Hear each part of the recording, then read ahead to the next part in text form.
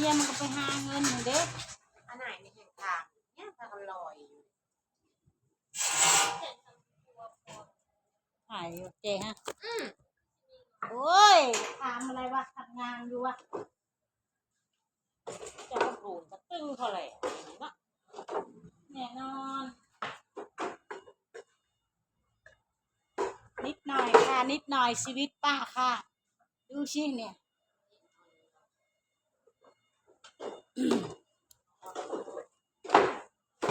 มันรอมัน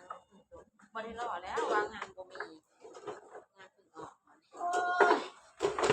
งานไม่มีก็ไล่ออกก็อย่าไล่ตอนนี้นะจะกลับบ้านแล้ว